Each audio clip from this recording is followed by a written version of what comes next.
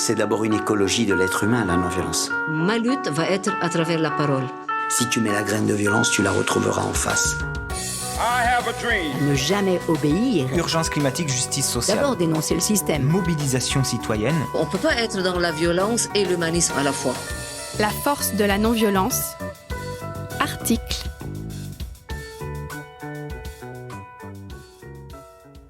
Comment la violence sert l'État ? Une réponse aux partisans de Peter Gelderloos et de la diversité des tactiques. À chaque fois qu'un des épisodes du podcast atteint un certain niveau d'audience, je peux être sûre de voir apparaître très rapidement dans les commentaires ou des messages qui me sont adressés l'expression diversité des tactiques et le nom Peter Gelderloos. Le lien vers son livre « Comment la non-violence protège l'État » est systématiquement mis en avant. Je ne pouvais donc pas rester sans le lire. Surtout que dernièrement, il m'a aussi été fait la critique qu'opposer violence et non-violence ne servait qu'à diviser les mouvements de lutte. Cela m'a interpellée car j'y ai vu un non-sens complet, comment ne pas opposer violence et non-violence, et cette profonde inversion de la violence qu'on voit à l'œuvre dans notre société. Les révolutionnaires non-violents sont catalogués terroristes quand ils gênent le pouvoir, dogmatiques et intolérants quand ils refusent que les partisans de la violence se mêlent à eux, et maintenant ils seraient celles ou ceux qui divisent la lutte, alors que cela fait longtemps que les militants qui revendiquent la violence discréditent les mouvements non-violents, remettent en cause leur efficacité et apportent justement la discorde au sein même de la résistance. Et les écrits de Gelderloos y sont pour beaucoup dans ce travail de sape. Pourtant, faut-il le rappeler, quand on croit que la non-violence est à la fois le moyen et la solution, accepter des partisans de la violence en son sein revient à se renier soi-même. Une stratégie basée sur la non-violence s'anéantit d'elle-même si elle accepte des tactiques violentes. Et comment oser dire que ce sont les non-violents qui divisent les forces vives quand depuis toujours c'est la violence qui a divisé les êtres, les familles, les peuples. Et je vous renvoie à mon précédent article, La mère de toutes les violences ou le père. Si j'ai décidé d'écrire ce texte, à l'heure où toutes les alertes sont au rouge, c'est que j'y vois un sens véritable par rapport au but révolutionnaire visé par Peter Gelderloos et ses représentants et que partagent les révolutionnaires non-violents, à savoir la fin de toute forme d'oppression. J'ajouterai que l'urgence actuelle pour bon nombre de militants est de sauvegarder le vivant, mais quand on y réfléchit, cela revient au même car c'est la domination de l'homme sur la nature rendue à son apogée par la folie capitaliste qui est en train de nous détruire. Concernant cet ouvrage, Comment la non-violence protège l'État, j'ai trouvé dans le livre publié par le collectif Désobéissance libertaire, intitulé Une critique anarchiste de la justification de la violence, une grande source d'inspiration et beaucoup d'arguments en défaveur de la thèse défendue par Gelderloos. Je serai donc amenée à en citer plusieurs passages, sachant qu'il s'agit de différents textes d'anarchistes non-violents réunis en un même recueil. Je vous invite chaleureusement à le commander et le lire si vous souhaitez aller beaucoup plus loin que ce simple article. D'abord, dès l'introduction de son pamphlet contre la non-violence, Peter Gelderloos fait une déclaration étrange. Je me référerai aux défenseurs de la non-violence en utilisant la dénomination qu'ils ont eux-mêmes choisie, les activistes non-violents ou, de façon interchangeable, les pacifistes. Qu'un militant aguerri qui semble connaître en profondeur les milieux non-violents puisqu'il écrit un livre dessus débute par un tel amalgame est pour le moins étonnant. Pacifisme et non-violence sont loin d'être interchangeables. Le pacifiste veut préserver la paix à tout prix, au mépris s'il le faut des peuples et du respect des droits. L'exemple le plus célèbre est la signature en 1938 des accords de Munich qui, au nom de la paix, trahissaient la Tchécoslovaquie en permettant à Hitler l'annexion de la région des Sudètes. Le non-violent est prêt à se battre avec toutes les armes respectant l'adversaire, désobéissant aux lois s'il le faut pour défendre ce qui lui paraît juste. Le pacifisme est avant tout influencé par le désir d'éviter tout conflit, écrit Leike cité par Sebastian Kalischa dans une critique anarchiste de la justification de la violence, alors que les révolutionnaires non-violents accueillent le conflit à bras ouverts. C'est à se demander si Gelderloos a déjà milité avec des non-violents, car pour lui, l'action non-violente se résume quasiment à organiser des marches et à demander bien doucement à l'État de devenir plus gentil. Il semble croire que la non-violence voudrait toujours rester du côté de la légalité. Mais il n'y a rien de plus faux. Et Sebastian Kalischa le dit. Ce qui caractérise précisément la désobéissance civile, une des formes de l'action non-violente, c'est d'être illégal. Quant au sabotage, il a été et est depuis toujours une forme de résistance appartenant en propre au mouvement ouvrier et qui n'a pas pour but de tuer ou de blesser, mais de provoquer des dégâts économiques en ralentissant le cours du travail ou en l'entravant. Dans tous les travaux qui traitent de l'histoire et de la théorie de l'action non-violente, on trouve une référence à cette tactique. D'autre part, l'un des arguments centraux de Peter Gelderloos est que la violence ne peut être définie clairement. Il dira même dans son autre livre, L'échec de la non-violence, que la violence n'existe pas, en arguant que personne n'a jamais réussi à se mettre d'accord sur sa définition. Dès les lignes suivantes, on est donc perdu puisqu'il dénonce les non-violents comme ceux qui dissuadent les autres activistes de tout recours à la violence. De quoi parle donc Gelderloos, puisque la violence ne saurait être définie ? Violence est un mot abstrait qui décrit des phénomènes très concrets. Et comme bon nombre d'autres mots abstraits, tels que le capitalisme, l'injustice, la xénophobie, mais aussi la liberté, l'égalité et j'en passe, je doute que beaucoup de personnes sauraient les définir de manière identique. C'est-à-dire que la liberté n'existe pas, ni le capitalisme, ni l'injustice, etc. Évacuer un mot parce qu'il nous embête n'a jamais effacé les réalités qu'il revêt. Porter atteinte à la dignité d'autrui, à son intégrité physique ou psychique relève de la violence. Un viol, un meurtre, une insulte relèvent de la violence. Le harcèlement, le racisme, le sexisme relèvent de la violence. Est-ce à dire que la violence est toujours à proscrire ? Non, elle est parfois nécessaire dans certains cas, comme celui de la légitime défense ou de sauver la vie à quelqu'un. Il s'agit toujours de préserver le vivant. Aussi, quand Gelderloos dit qu'il a entendu certains promoteurs de la non-violence rejeter jusqu'à la légitimité de l'autodéfense, on aimerait bien savoir de quel promoteur il parle et qu'il cite ses sources. Comme l'explique Sébastien Kalischa, la défense individuelle dans des situations extrêmes est tout autre chose que d'esquisser des stratégies politiques révolutionnaires et de résistance qui n'incluent pas de violence.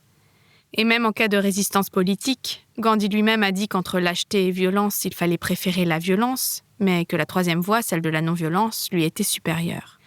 Il est d'ailleurs intéressant que Peter Gelderloos souligne aussi ce fait que Gandhi, comme Martin Luther King, aurait soutenu une lutte armée plutôt qu'aucune lutte, tout en sapant autant que faire se peut les fruits obtenus par la non-violence de leurs combats respectifs. Il va même jusqu'à suggérer que Martin Luther King n'aurait été qu'une sorte de porte-étendard des non-violents blancs pour se dédouaner en quelque sorte de leur racisme. C'est d'ailleurs le titre d'un de ses chapitres, « La non-violence est raciste ».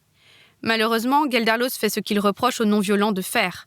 Il ne reconnaît pas l'autonomie d'activistes de couleur qui choisissent consciemment d'utiliser des tactiques non-violentes. Si la figure de Martin Luther King a malheureusement été érigée en une sorte de statue intouchable et bienveillante, cela est surtout confortable pour la bourgeoisie qui le prive ainsi de son pouvoir de subversion, pas parce que les non-violents blancs réécrivent l'histoire, mais parce que les dominants blancs réécrivent l'histoire et celle de la non-violence ne fait pas exception. J'y reviendrai en conclusion. Et ce n'est pas anodin de constater que Martin Luther King a été assassiné justement au moment où il a commencé à faire peur au pouvoir capitaliste, comme le montre l'historienne Sylvie Laurent, autrice du livre « Martin Luther King, une biographie intellectuelle et politique ». Pour donner un autre aperçu de l'aspect fallacieux de l'argumentaire de Peter Gelderloos, prenons l'exemple de la libération de l'Inde. Dans son essai « Qui a peur de Gandhi », toujours dans l'ouvrage Une critique de la justification de la violence, End of Fear montre l'omission de faits historiques et la mauvaise foi de Gelderloos pour servir la thèse de son chapitre « La non-violence est inefficace ». Par exemple, concernant le départ des Britanniques d'Inde, ce dernier met en avant la figure d'un certain Subhas Chandra Bose, qu'il présente comme un célèbre indépendantiste indien qui prônait la lutte armée et qui a été élu 2 fois président du Congrès national indien en 1938 et 1939. Outre le fait que, comme le rappelle End of Fear, Bose a été élu justement parce qu'il s'était aligné sur la manière dont le Congrès national concevait la lutte non-violente et la désobéissance depuis 1920, Gelderloos omet de parler des collaborations de Bose qui, pour mener à bien sa lutte armée, compta d'abord sur le soutien des nazis, puis sur celui des fascistes japonais. Et toutes les tentatives d'invasion de l'Inde par Bose et l'INA, l'Indian National Army, furent des échecs. Enfin, Gelderloos ose invoquer une forme de contrainte armée, celle de la Palestine, supposant que cela aurait affaibli l'Empire britannique et qu'il est tout à fait probable que cela ait influencé la décision des Britanniques d'abandonner leur administration coloniale, l'Inde. Voilà la réponse de End of Fear. Gelderloos fait là un lien arbitraire entre 2 régions du monde très différentes, la petite colonie de la Palestine et l'Inde, vue comme le joyau de l'Empire britannique. Et les Britanniques ne risquaient pas d'avoir peur de la lutte armée après avoir vaincu militairement durant 5 ans dans différents pays. Alors pour quelles raisons les Anglais ont-ils quitté l'Inde ? Il s'agit d'une forme de force jamais prise en considération par Gelderloos qui pense que seules les armes sont une contrainte. Et c'est la contrainte économique. Les grandes campagnes de masse non violentes des Indiens, la grève et le boycott de l'importation des marchandises venant de la Grande-Bretagne ont décidé du sort de l'Inde. En outre, pour revenir à la Palestine, n'oublions pas que, pour citer une nouvelle fois End of Fear, les militants arabes et juifs vont bientôt tourner les armes les uns contre les autres et entrer dans une guerre civile horrible qui ne cesse pas de continuer jusqu'à nos jours sans issue visible. C'est cette culture de violence dont Gelderloos ne veut rien savoir ni la regarder en face. C'est comme si le seul critère valable pour Gelderloos serait l'efficacité, et ses arguments pour discréditer la non-violence sur ce point sont faibles, mais surtout, qu'en est-il de l'éthique révolutionnaire ? Car comme le dit André Bernard, nous savons que quand quiconque a des armes à la main, une hiérarchie s'établit rapidement et tout naturellement entre le fort et le faible. La violence fonctionne comme un engrenage et suivant Sébastien Kalischa, même s'il y a une différence entre la violence de l'oppresseur et la violence des opprimés, malgré tout, la violence est en soi un phénomène qui possède sa propre dynamique autoritaire et anti-émancipatrice, quand bien même elle se manifeste comme une contre-violence des opprimés. La non-violence radicale refuse le monopole de la violence de l'État bien davantage et de façon plus fondamentale encore que ne peut le faire toute violence révolutionnaire, parce qu'elle s'attaque à la racine même du problème de la domination et de la violence. Gelderloos se refuse alors à voir quelque chose de fondamental, le fait que la non-violence délégitime non seulement les relations de domination, mais aussi qu'elle est une forme de résistance à ces dominations. Enfin, il semble que Gelderloos omette un point important, l'appui que peut donner ou non à une lutte l'opinion publique.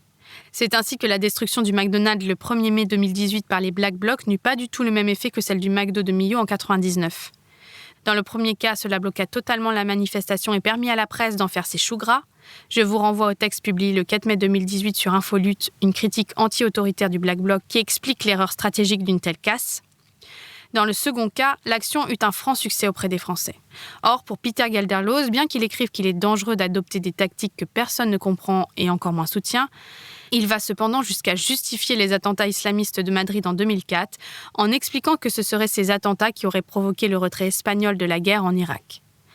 Or, ce n'est pas la peur qui permet aux Espagnols de se positionner, mais bien celles et ceux que Gelderloos traite de moutons, à savoir les millions de citoyens et citoyennes qui ont défilé en 2003 contre la guerre et qu'il fustigent. Ce sont eux et elles qui ont fait accéder au pouvoir le Parti socialiste et qui ont fait pression sur lui pour qu'il tienne sa promesse de retirer ses troupes. Et quand bien même ces attentats auraient pesé dans la balance, est-ce à dire que ces victimes étaient justifiées ? En vérité, les attentats sont souvent plutôt un bon motif pour entrer en guerre, comme on a pu le voir avec le 11 septembre qui précéda l'invasion de l'Irak et de l'Afghanistan par les troupes américaines. J'en arrive à l'idée directrice de cet article. Non seulement je ne crois pas que la non-violence protège l'État, mais je pense au contraire que c'est la violence qui est la meilleure pour renforcer et servir l'État. On pourrait par exemple se demander quelles raisons ont pu pousser les activistes révolutionnaires de l'ETA, des FARC, de l'IRA à abandonner la lutte armée. Tchetch Etcheverry, militant basque et écologiste, en parle très bien dans une rencontre provoquée par l'association Non-Violence 21 à regarder sur YouTube. C'est pourquoi je dirais à la suite du libertaire Barthélemy de Ligt, plus il y a de violence, moins il y a de révolution. Et il semblerait que cela ait encore une fois été le cas avec les Gilets jaunes si on en croit le témoignage de Priscilla Ludowski dans l'épisode 11 du podcast à propos de l'instrumentalisation de la violence des Black Blocs par les médias. En outre, l'ouvrage universitaire d'Erika Chenoweth et Maria Stepan, Why Civil Resistance Works, publié il y a 10 ans et qui sera enfin traduit cette année en français, montre à partir de 323 études de cas qu'en général, la non-violence obtient de meilleurs résultats que la violence. Néanmoins, je souhaite rendre justice sur ce point à Peter Gelderloos. La non-violence n'est pas non plus la panacée pour réussir une révolution, et de moins en moins d'ailleurs. En effet, poursuivant ses recherches, Erika Chenoweth a concédé qu'entre 2010 et 2018, le nombre de campagnes non violentes a augmenté, mais leur réussite grandement diminué, passant de 65% en 2000 à 30% en 2018. Si elles font toujours mieux que la lutte armée qui obtiendrait 10 à 20% de réussite, la chercheuse constate une moindre efficacité. Mais faut-il imputer cela à une position dogmatique de la non-violence ou à son présumé échec ? Au contraire, Erika Chenoweth souligne qu'il y a eu justement davantage de soulèvements utilisant la diversité des tactiques et que ceux-ci aboutissent moins, statistiquement parlant. Ensuite, elle montre qu'il y a eu une diminution du nombre de personnes ayant participé à ces soulèvements, environ 1% de la population contre 3% dans les années 90, que les méthodes non violentes ont été moins diversifiées et enfin que l'activisme numérique est surestimé, voire qu'il nuit à une réflexion approfondie sur la stratégie. Et si je peux ajouter une opinion personnelle, je pense aussi que la classe bourgeoise néolibérale a su renforcer son pouvoir dans chaque État, qu'elle possède encore davantage la presse et qu'il devient très complexe d'établir un rapport de force qui puisse la faire plier, et ce, quel que soit le mode d'action. S'il y a bien un point sur lequel je rejoins Peter Gelderloos, c'est que le pouvoir en place sait très bien remanier l'histoire, mais aussi les mots. Et c'est bien dans cela que je m'étonne à la lecture de son livre. Il adopte sciemment la vision, ou plutôt le carcan dans lequel l'État capitaliste veut enfermer la non-violence. C'est une lecture bourgeoise de la non-violence qu'il fait en assimilant durant tout son livre la non-violence révolutionnaire au pacifisme confortable du bourgeois. Le pouvoir verrait en la non-violence la seule lutte acceptable et il ne se prive jamais de condamner toutes sortes de violences afin de pouvoir condamner l'ensemble d'une lutte. Par là même, le pouvoir élude à dessein toute la puissance révolutionnaire de la non-violence, toutes les tactiques illégales qu'elle utilise et qu'il assimile immédiatement à de la violence, s'accordant ainsi avec Peter Gelderloos pour rendre très floue la définition de la violence, toute désobéissance à une loi étant assimilée comme telle. Le moindre prétexte pour renforcer sa répression est bon pour l'État, et en cela la violence le sert. La violence le sert parce qu'elle permet de détourner le regard sur la violence structurelle dont les institutions se rendent coupables. La violence le sert parce qu'elle exerce un pouvoir de fascination et de répulsion très utile pour manipuler les masses de la société du spectacle. La violence le sert parce qu'elle fait peur à l'opinion publique et que la répression en retour fait peur à celles et ceux qui auraient des velléités de se révolter. La violence le sert parce qu'elle est son domaine et qu'il en comprend le langage. L'État ne comprend rien à la non-violence. Aussi essaie-t-il de la circonscrire, aussi travestit-il les mots et les dominants parlent-ils de paix pour se couvrir et rejeter leurs propres fautes sur les victimes de leurs oppressions. Les technocrates au pouvoir ont su vider de son sens tant de mots, inventé tant d'expressions pour ne surtout pas décrire la réalité. La non-violence n'échappe pas à l'avènement de cette novlangue. En acceptant de se plier à ces grossiers raccourcis et en les imputant aux révolutionnaires, on se demande pour qui roule Gelderloos. D'ailleurs, faut-il rappeler que dans son pays, les États-Unis, c'est bien la fin des armes qui constituerait une libération. Car comme le dit N.O. Fear, avec le parti des armes, le NRA, la revendication de la violence et la lutte armée est bien blanche et bourgeoise à la fois. Le vrai mouvement révolutionnaire commence en fait avec le mouvement des élèves et étudiantes contre les tueries et leur résistance non violente récente contre le NRA. Ils s'opposent aux armes et c'est cela leur vraie libération. Gelderloos, à l'inverse, reste complètement dans la norme. C'est pourquoi, à la lecture de Comment la non-violence protège l'État, je suis plus que sceptique. Il me semble absurde de prôner la violence et d'appeler en même temps à l'unité révolutionnaire par une sorte de cohabitation entre des tactiques qui seraient violentes d'un côté et non violentes de l'autre, ce qu'on a coutume d'appeler la diversité des tactiques. Mais ce terme même de diversité est inadéquat puisque ce sont deux conceptions qui s'excluent mutuellement. La diversité des tactiques, ce mythe qui permet aux violents d'imposer leur stratégie et d'anéantir la stratégie non violente. La lutte violente veut imposer sa volonté par la peur, par la soumission, par le meurtre comme dernier recours. Une minorité de militants violents peuvent saboter toute la stratégie d'une action non violente en posant une bombe ou en attaquant des policiers par exemple. L'inverse n'est pas vrai. Imaginons un groupe de révolutionnaires non violents qui viendraient faire un sitting au milieu de la lutte armée d'un groupe violent, il n'aurait aucun poids. La diversité des tactiques n'est rien d'autre que l'imposition de la stratégie guerrière à toute forme de lutte et la destruction de l'ensemble de la stratégie non violente.